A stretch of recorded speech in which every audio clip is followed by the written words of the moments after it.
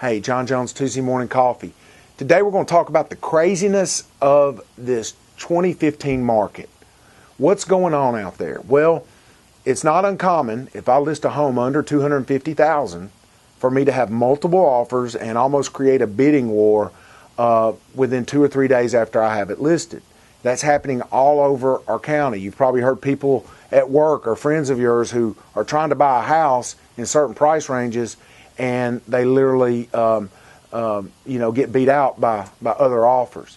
Even in 2006, 2007, which were great markets, we didn't have that kind of activity going on. I mean, there were multiple offers here and there, but it wasn't like every home you listed, under $250,000 was a multiple offer situation. And that's kind of what we're experiencing right now. So I went back to look at 2007. That's when our home prices were the highest back in that time frame. And I did a year-to-date comparison to April of 2015. And a couple things surprised me. One thing is our average close price back in 2007 was $182,000. Our average close price today is $199,000 in Rutherford County. So that's gone up quite a bit. Average days on the market is 63 today. It was 72 back then. And I wonder what is causing this to happen. What's making this happen? Why are we having so many multiple offers?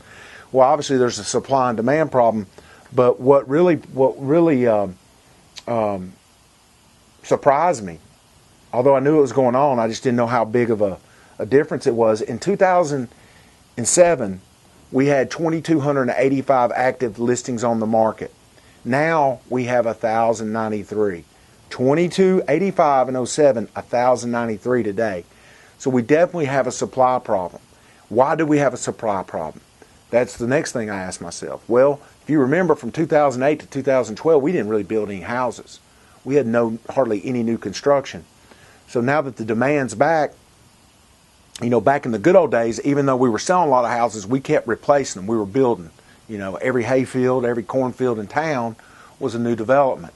That has slowed down a little bit. It's also in certain price ranges, let's say 200 and under, 250 and under.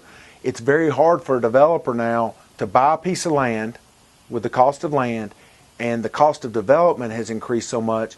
It's very hard for a developer to buy the land and put the infrastructure in to sell a lot at a price point where a builder can come in and build a $180,000 house.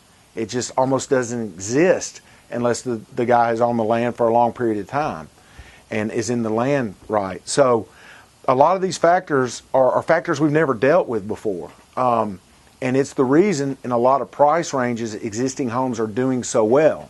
Now, you get up over $400,000, it's a totally different ballgame.